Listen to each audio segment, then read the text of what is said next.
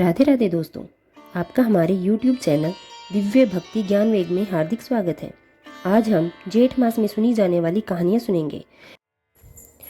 हर हर महादेव। ज्येष्ठ का पावन पवित्र महीना शुरू होते ही सर्वश्रेष्ठ कथाएं इस महीने में सुनी जाती है, जिसमें गणेश जी महाराज की कथा, पीपल पथवारी की कथा और श्रेष्ठम धर्मराज की कथा और अन्य भी इसी तरह इसी महीने में ये कथाएं सुनी जाती है। स्नान ध्यान दीप दान की तो सुनिएगा और अंत तक जरूर बने रहिएगा।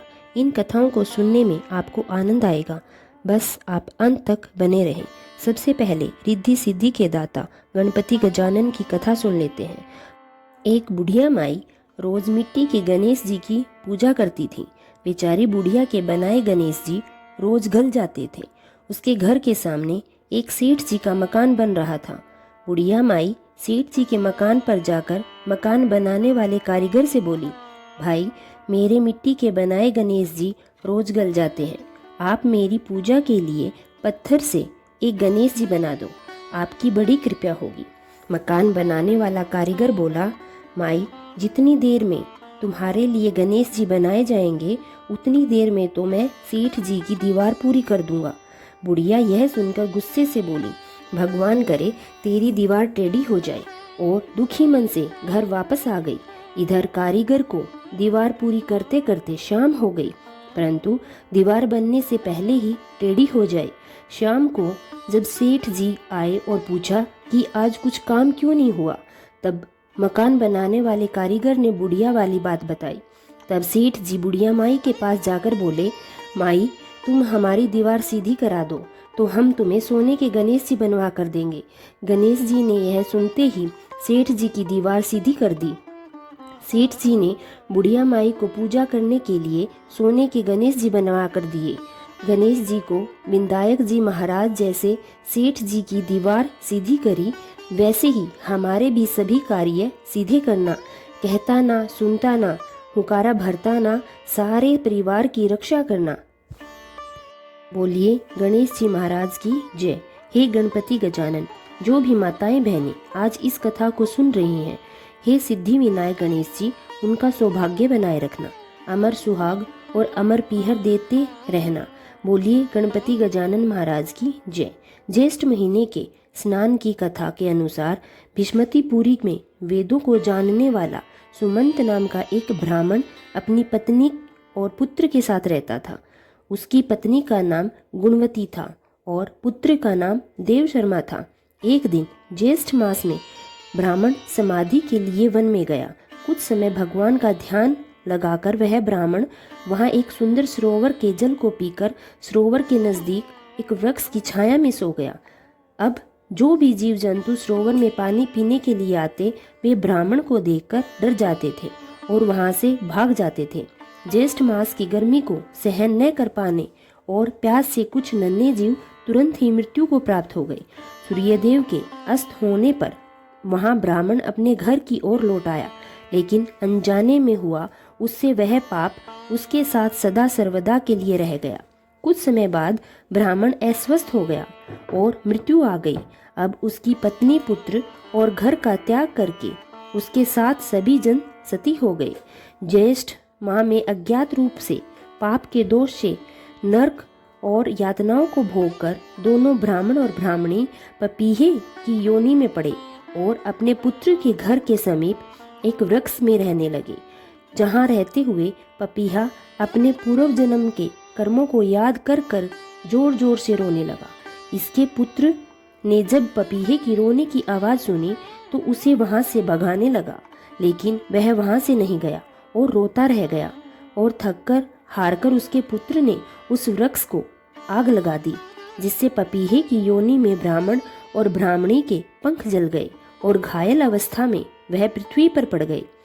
उस दिन स्वप्न में उस ब्राह्मण देव शर्मा को यह याद हुआ कि वह पपीहे का जोड़ा कोई और नहीं उसके माता पिता है। यह जानकर उसे बड़ी हैरानी हुई। वह ब्राह्मण पुत्र ज्येष्ठ ऋषि के आश्रम पर पहुंचा और वहां अपने माता पिता का सारा वृतांत उनको सुनाया और उनके उद्धार का उपाय पूछा। तब ऋषियों ने बताया कि तुम्हारे पिता पूर्व जन्म का अज्ञात पाप लेकर घूमे हैं। जिसकी मुक्ति के लिए तुम्हें ज्येष्ठ माह की निर्जला एकादशी का व्रत करना होगा, जो सभी एकादशियों में सर्वोपरि है। इसके साथ तुम्हें जलपान की व्यवस्था करनी होगी। तब ब्राह्मण पुत्र ने अपने माता पिता के निमित्त निर्जला एकादशी का व्रत किया। निर्जला वन में जीव जंतु के लिए पानी की व्यवस्था की, साथ ही जगह जगह पर पानी के प्याऊ लगवाए। जहाँ भी मनुष्य, पशु, पक्षी, जीव जंतु आकर जल पीने लगे, उनके इस पुण्य के प्रभाव से उनके माता पिता के पपीहे की योनि छूट गई और अपने पुत्र को उन्होंने खूब आशीर्वाद दिया। सुख समृद्धि और आशीर्वाद देते हुए वह बैकुंठ की ओर चले गए। जो मनुष्य प्राणियों, जंतु, पशु पक्षियों और जल की इस महीने व्यवस्था करता है, साथ ही निर्जला एकादशी का उपवास करता है, इस लोक के सुखों को भोगकर अंत में मोक्ष को प्राप्त होता है। अब आइए पीपल सींचने की कथा जान लेते हैं। कथानुसार एक बूढ़ा ब्राह्मण था। वह पीपल के पेड़ को सींचता था। पीपल में से एक लड़की की रोज आवाज निकलती थी। वह कहती थी, पिताजी मैं आपके साथ चलूंगी। वह रोजाना पीपल के पेड़ पर जब भी जल सींचता, लड़की बोलती, पिताजी मैं आपके साथ चलूंगी।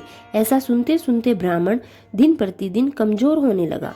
तो एक दिन ब्राह्मणी ने पूछा कि क्या बात है जी, क्या तुम्हारा स्वास्थ्य ठीक नहीं है? तो ब्राह्मण बोला, नहीं जी, मैं जब भी पीपल सींचने जाता हूँ तो एक लड़की वहाँ से निकलती है और कहती है कि वह भी आप मेरे साथ चलेगी। तो ब्राह्मणी बोली कि कल से ले आना उस लड़की को। जहाँ जहाँ हमारे घर में 6 लड़कियाँ हैं, एक लड़की और सही। अगले दिन ब्राह्मण जब पीपल सींचने गया तो उस लड़की को घर ले आया। उसे घर छोड़ने के बाद ब्राह्मण आटा मांगने गया तो उस दिन पहले दिनों की अपेक्षा आज 4 गुना आटा मिला। जब ब्राह्मणी आटा छानने लगी तो लड़की ने कहा, लाओ माँ मैं छान देती हूँ। जब वह आटा छानने लगी तो परात भर गई। उसके बाद माँ खाना बनाने के लिए बैठी तो लड़की बोली कि माँ आज मैं रसोई बनाऊंगी। तो ब्राह्मणी ने कहा, बेटा तू अभी छोटी है, तेरे हाथ जल जाएंगे। लेकिन लड़की नहीं मानी। वह रसोई में खाना बनाने लगी तो उसने तरह तरह के 3600 व्यंजन बना डाले। आज खूब सभी ने पेट भरकर खाना खाया। अन्य दिनों के तो वह आधा भूखे रहते और प्यासे सोया करते थे। रात हुई तो ब्राह्मणी का भाई आया, कहने लगा कि आज तो खाना खाऊंगा। ब्राह्मणी परेशान हो गई और अब खाना कहाँ से लाऊंगी। तब लड़की ने पूछा कि माँ क्या बात है? तो उसने कहा कि तेरा मामा आया है और रोटी खाएगा, लेकिन रोटी तो सबने खा ली। उसके लिए मैं क्या बनाऊं? अब कहाँ से लाऊं? लड़की बोली, माँ तू चिंता मत करो। वह रसोई में गई, मामा के लिए फिर से 36 प्रकार के व्यंजन चुटकी में बना लाई। मामा ने भरपेट खाना खाया और कहा, इससे पहले ऐसा खाना कभी नहीं खाया। तब ब्राह्मणी ने कहा, तेरी भांजी पावनी भांजी, जो मेहमान भांजी उसने बनाया है। शाम हुई तो लड़की बोली, माँ चौका लगा के चौके पर दिया जला दो, कोठे पर सो जाऊंगी। बुढ़िया बोली, ना बेटा तू छोटी है, डर जाएगी। लड़की बोली, नहीं माँ मैं नहीं डरूंगी, मैं अंदर कोठे में ही सो जाऊंगी। वह कोठे में जाकर सो गई। आधी रात को लड़की उठी और चारों ओर आंख घुमाई तो धन ही धन हो गया। वह बाहर जाने लगी तो एक बूढ़ा ब्राह्मण बाहर सो रहा था। उसने देखा, कहा, बेटी तुम कहाँ जा रही हो? तब लड़की बोली, मैं तो दरिद्रता दूर करने आई थी, अब तुम्हें भी करवानी है तो करवा लो। उस बूढ़े ब्राह्मण ने भी ब्राह्मण के घर की तरफ आंखें उठाकर देखा तो चारों ओर धन ही धन हो गया। सुबह सवेरे जब लड़की को ना पाकर सब ढूंढने लगे कि पावनी बेटी कहाँ है, बाहर जो बूढ़ा ब्राह्मण सोया था वह बोला, वह तो माता लक्ष्मी का स्वरूप थी, जो तुम्हारे घर में दरिद्रता दूर करने आई थी, सो उसने दरिद्रता कर दूर कर दी। अब आज जो इस कथा को सुने हुकारा भरे, उसकी दरिद्रता सदा सर्वदा के लिए माँ लक्ष्मी अपने आप दूर करना और सौभाग्य बनाए रखना। बोलिए लक्ष्मी माता की जय। अब सुनेंगे जाट और जाटनी की कथा। इस कथा के अनुसार एक जाट और जाटनी वह बहुत गरीब थे। एक दिन जाट जाटनी से बोली, मैं तुम्हें 4 रोटी बनाकर दूंगी, तुम नदी के किनारे जाना और वहाँ राम लक्ष्मण आते हैं, वहाँ जाकर कहना, राम बड़े लक्ष्मण छोटे, वो बैठे अम्बे की डाली, वो बैठे चंबे की डाली। मिट्टी का दशरथ बनवाए, माखन मिश्री का भोग लगावे। परिक्रमा कर को घर को जाट पूरे रास्ते याद करता चला गया, परंतु वहां जाकर भूल गया और वहां जाकर बोला, लक्ष्मण बड़े राम छोटे, वह बैठे अम्बे की डाली, वह बैठे चंबे की डाली। मिट्टी का दशरथ बनावे, माखन मिश्री का भोग लगावे। दे परिक्रमा घर को आवे, दे राम लक्ष्मण से बोले, लक्ष्मण इसमें तुम्हें बड़ा बताया है और तुम कुछ दे दो। लक्ष्मण बोला, राम इसकी बुद्धि तो मलिन हो गई है, यह मूर्ख है, कहीं राम से भी कोई बड़ा हो सकता है इस दुनिया में। राम बोले, नहीं लक्ष्मण, इसने तुम्हें बड़ा बताया है, तुम ही इसको कुछ ना कुछ दो। अब लक्ष्मण जी तो कुछ ज्यादा सोचते समझते थे नहीं, वह तो जो मन में आया वही दे देते थे। उन्होंने थोते बांस में से मोहरे और सरफियां निकालकर भर दी। रास्ते में सारी असरफियां चोरों ने लूट ली। घर आकर जाटनी ने पूछा जाट से कि क्या कुछ मिला। जाट ने कहा, हाँ कुछ तो मिला है, परंतु रास्ते में चोरों ने लूट लिया। जाटनी ने कहा, कोई बात नहीं, कल जाना फिर से मांग के लाना। अगले दिन जाटनी ने फिर से 4 रोटियां बनाकर दी और फिर से सिखाया, राम बड़े लक्ष्मण छोटे, वह बैठे अम्बे की डाली, वह बैठे चंबे की डाली। मिट्टी का दशरथ बनावे, माखन मिश्री का भोग लगावे। परिक्रमा कर घर को आवे।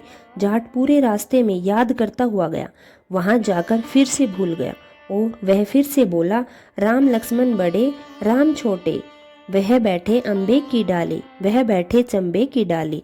मिट्टी का दशरथ बनावे, माखन मिश्री का भोग लगावे। परिक्रमा कर घर को आवे।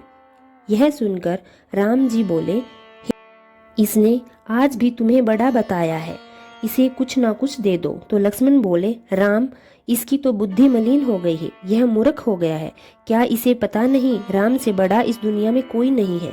लेकिन राम ने कहा, नहीं, इससे तुम्हें बड़ा बताया है, इसलिए तुम इसे कुछ ना कुछ दे दो। राम ने सोने की ईंट बनवाकर दे दी। फिर भी वह फिर से घर जाने के लिए तैयार हुआ तो रास्ते में उसे चोरों ने लूट लिया। घर जाकर जाटनी ने पूछा, कुछ मिला? तो जाट बोला, मिला तो था, रास्ते में चोरों ने लूट लिया। तब जाटनी ने पूछा कि क्या तुमने क्या कहा था? जाट ने बोला, मैंने तो ऐसा कहा था कि लक्ष्मण बड़े राम छोटे, वो बैठे अम्बे की डाली, वो बैठे चंबे की डाली। मिट्टी का दशरथ बनावे, माखन मिश्री का भोग लगावे। परिक्रमा कर घर को आवे। तो जाटनी बोली कि तुम तो बड़े भोले हो, कहीं भगवान राम से भी कोई बड़ा है।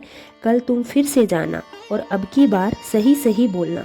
अगले दिन जाट ने वापस गया और उस दिन बिल्कुल सही बोला, राम बड़े लक्ष्मण छोटे, वो बैठे अम्बे की डाली, वो बैठे चंबे की डाली। मिट्टी का दशरथ बनावे, माखन मिश्री का भोग लगावे। परिक्रमा कर घर को आवे। लक्ष्मण बोला, राम आज तो इसको अकल आ गई, आज तो इसने सब कुछ देना ही होगा। राम मुस्कुराते हुए आए और बोले, अरे भाई, क्या मेरे पास क्या है? यह जोहड़ की मिट्टी है, ले जा। और राम ने अपने हाथों से थोड़ी सी मिट्टी डाल दी। अब जाट बड़बड़ करने लगा, कहने लगा, आज तो जाटनी ने जो सिखाया था मैंने सही बोला है। रोज तो सोना चांदी मिला करता था, आज यह मिट्टी की डाली मिला दी है। लेकिन ठीक है, जो भी मिला है। वह मिट्टी को घर ले गया। बीच रास्ते में फिर से चोर मिले, लेकिन उसकी मिट्टी को देखकर उन्होंने कहा, इसे कहाँ लेकर जाएंगे? तो जाट अपने घर की ओर चला गया। फिर घर जाते ही जाटनी ने पूछा कि आज क्या लेकर आए हो? तो जाट बोला, कुछ तो लाया हूँ, तेरी उल्टी सीख के कारण आज तो मिट्टी की डली मिली है। जाटनी बोली, कोई बात नहीं, लेकिन कुछ तो लेकर घर में आए हो, रोज तो खाली हाथ ही घर आते थे। मिट्टी कुछ ना कुछ तो काम आएगी। चूल्हा लीप लेंगे, आंगन लीप लेंगे। और उसी मिट्टी को तुलसी के पौधे में रखकर सो गए। सुबह उठकर देखा, तुलसी के नीचे हीरे मोती सोना चांदी जगमगा रहे थे। ऐसा है भगवान राम का, जो मिट्टी को भी सोना कर दे। जैसे भगवान राम ने उस गिरधर को सबसे धनवान बनाया, उसे सोना चांदी दिया, राम नाम की महत्वा बताई, ऐसा प्रभु जी सबके साथ करना, और जो इस कथा को सुने हुंकारा भरे, उसके जीवन में सदा सर्वदा के लिए गरीबी दूर करना। बोलिए श्री रामचंद्र भगवान की जय। सत्य भगवान की कथा। सत्य भगवान की कथा के अनुसार एक दादी थी। वह रोज सत्य भगवान की कहानी कहा करती थी। एक दिन पोते ने पूछा कि दादी, आप यह क्या कर रही हो? तो दादी ने कहा, बेटी, मैं सत्य भगवान की कथा सुन रही हूँ। पोती ने कहा कि मैं भी आज आपके साथ सुनूंगी। अब रोजाना दादी पोती बैठकर कहानी सुनती। दादी एक लोटा पानी भरकर उसमें फूल रखती और कहानी कहती। पोती हुकारा भरती। कहानी सुनने के बाद लोटे के जल से सूर्य भगवान को अर्घ भी दिया करती थी। कुछ समय बाद पोती की शादी हो गई। पोती विदा होकर चली गई। दादी ने कहा कि बेटा, और कुछ तो नहीं ना तुम्हारे पास जो तुमको देना है? तुम एक लोटा पानी वह 2-4 फूल डालकर ले जाओ। रोज सत्य भगवान की कथा सुनना, यह नियम मत तोड़ना। अब पोती विदा हो गई। अब रास्ते में पोती सोचने लगी कि सत्य भगवान मेरे को ससुराल में सब कुछ पूछेंगे कि पीहर से क्या लाई है, तो मैं क्या बताऊंगी? घर में तो माँ तो है ही नहीं, बूढ़ी दादी है और उसने कुछ दिया नहीं। अब मैं क्या करूं? तब सत्य भगवान से प्रार्थना करने लगी कि सत्य भगवान ने सोचा, मुझे इसके कष्टों को दूर करना चाहिए। इसके कष्ट अब दूर करने का समय हो गया है। अब चलते चलते पोती को रास्ते में दिन उग आया था। उसकी डोली को भी सभी ने रुकवाया और रास्ते में नदी पर नहा धोकर 4 फूल लिए और लोटे से पानी जो कथा थी वह सुनी और पानी जो है चढ़ाया। तो सत्य भगवान की कृपा से हीरे मोती के गहने से वह लबालब हो गई। गाड़ी में गहने और कपड़ों के बक्से भर गए। खूब सोना चांदी हो गया। ससुराल पर पहुंची तो रुंझुन रुंझुन करती हुई ससुर जी के पांव छुए तो ससुर जी ने बहू को देखा तो खुश हो गए। ससुर जी ने सोचा, बहू तो बहुत बड़े घर की आई है, देखने में तो गरीब लग रहे थे। बहू के ससुराल वालों ने तो सभी को दिखा दिया कि बहू तो खूब धन लेकर आई है। सब इधर ससुराल वाले बहुत गरीब थे। सासू ने मूंग चावल बनाए और उधर पड़ोस में उधार लेकर आई थी। यह सुनकर बहू को तकलीफ हुई और रात को सत्य भगवान से प्रार्थना करने लगी कि भगवान, यहाँ तो खाने के भी नहीं है। भगवान सपने में आए और कहा, तुम सुबह कहानी सुनकर उसी लोटे से रसोई बनाना, खूब भंडार भर जाएंगे। सुबह बहू उठी, नहा धोकर स्नान किया, पानी का लोटा लेकर कहानी सुनी, रसोई बनाने चली गई। कहानी के लोटे से रसोई बनाने लगी तो अपने आप ही 36 तरह के व्यंजन बनकर तैयार हो गए। अब सास ससुर देखकर तो खूब प्रसन्न हुए और कहने लगे कि बहू ने पूरा बासी काम कर दिया। अब रसोई में जाकर जैसे ही सास ससुर ने देखा तो खाना तैयार है। वह बहू से बोली, बहू, यह चमत्कार कैसे हो गया? घर में इतना सारा धन कहाँ से आ गया और रसोई में बहुत सारे व्यंजन भी कैसे बन गए?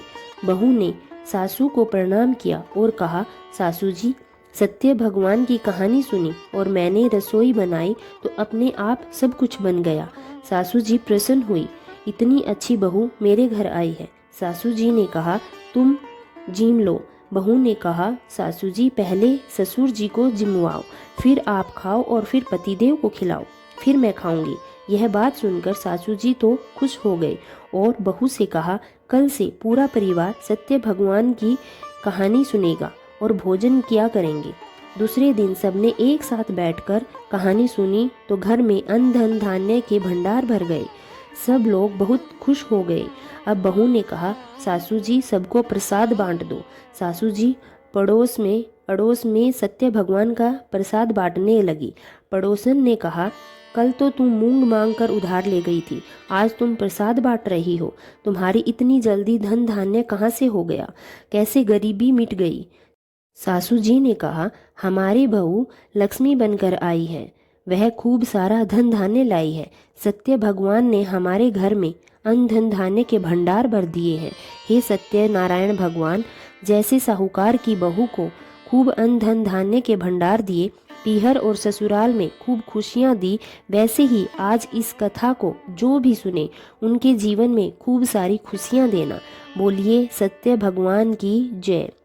और आज सुन लेते हैं 33 कोटि देवी देवताओं की कथा। 33 कोटि देवी देवताओं की कहानी। मैं कहूँ कहानी, कहूँ ईसर की, बीनस की, पाल की, पथवारी की, लापसी की, तापसी की, गजानन गणेश की, चांद और सूरज की, गाय के बादशाह की, चरणामृत भगवान की, तिलक भगवान की, आकाश दिया की, धर्मराज जी की, राम लक्ष्मण की, तुलसी की, पीपल की, केला के कतम्ब की, और आंवला भगवान की, बरगद भगवान की, कल्प वृक्ष भगवान की, आशा भगवती की, गिरिराज भगवान की, मोर मुरली बंसी वाले की, शंकर पार्वती की, बजरंग बली की, 33 कोटि देवी देवताओं की, 64 तीर्थों की, 64 संतों की, 8 भारों की भूलिया चुकियों के साथ आज सोमवार, मंगलवार, बुधवार, गुरुवार, शुक्रवार, शनिवार और रविवार 8 बारों की जो यह कहानी सुने, जाके कदे ना दल दल आवे, कदे ना पीड़ा आवे, सुख संपत्ति आवे, दल दल जावे, संपत्ति आवे, दुख जावे, सुख आवे। हरिया हरिया आंवला श्री भगवान सांवला, 5 बतासा गुड़ की डली, विंदायक उजाड़े मन की रली। उठो राम करो काम का कल्याण, होसी माँ कथा कहानी को फल माने, होसी अधूरी हो तो पूरी कीजिए, पूरी हो तो परवान चढ़ जे।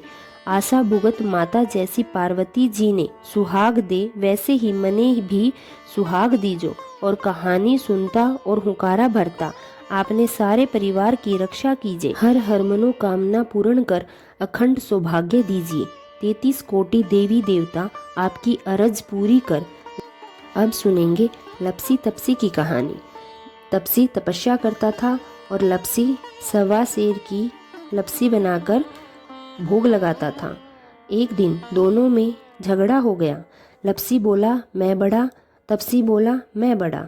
नारद जी आए और बोले कि तुम दोनों क्यों लड़ रहे हो। तब लपसी बोला मैं बड़ा, तपसी बोला मैं बड़ा हूँ। तपसी बोला मैं सारे भगवानों की पूजा करता हूँ तो मैं बड़ा हूँ। यह सुनकर नारद जी ने कहा मैं तुम्हारा फैसला कैसे ले सकता हूँ।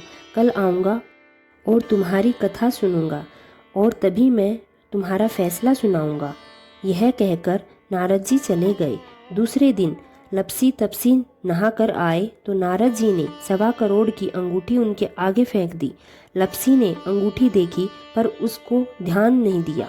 तपसी तपस्या करने लगा तो अंगूठी दिखाई दी। उसने अपने घुटनों के नीचे दबा ली और तपस्या करने लगा और लपसी लापसी बनाकर भगवान के आगे भोग लगाकर जीने लगा। इतने में नारद जी आए। दोनों से पूछा कौन बड़ा। तब तपसी ने कहा मैं बड़ा। नारद जी बोला तुम्हारा घुटना उठाओ। उसके पैर के नीचे देखा तो 1.25 करोड़ की अंगूठी निकली। तब नारद जी ने कहा यह अंगूठी तूने चुराई है, तुझे तेरी तपस्या का फल नहीं मिलेगा। तब तपसी बोले हे नारद मुनि, मेरी तपस्या का दोष कैसे दूर होगा। नारद जी ने कहा रोटी बनाकर बांटे नहीं तो फल तुझे मिल जाएगा। ब्राह्मण दिलाकर दक्षिणा नहीं दी तो फल तुझे मिल जाएगा। साड़ी दिलाकर ब्लाउज नहीं दिया तो फल तुझे मिल जाएगा। दिए से दिया जलाएगा तो फल तुझे मिल जाएगा। सब व्रत त्योहार की कहानी सुनकर तेरी कहानी नहीं सुनेंगे तो सभी को फल मिल जाएगा। तभी से सभी व्रत और कहानियों के साथ लपसी तपसी की ही कथा सुनी जाती है। कहानी सुनने के बाद ऐसा कहे लपसी को फल लप्स को दीजिए, तपसी को फल तपसी को दीजिए। मारो फल मारो दीजिए, सदा सर्वदा खुशियाँ बनाए रखजो। प्रिय श्रोता जनों, इस तरह जेठ महीने की सुनी जाने वाली सभी कथाएं मैंने आपको श्रवण कराई है। जरा सी भी वीडियो उचित उपयोगी रहे तो आप हर हर महादेव लिखें और साथ के साथ इस वीडियो को शेयर करें और बताएं कि कौन सी कथा आप सुनना चाहते हैं। मैं हर महीने में सुनी जाने वाली कथाएं इस चैनल पर लाती रहूंगी। धन्यवाद।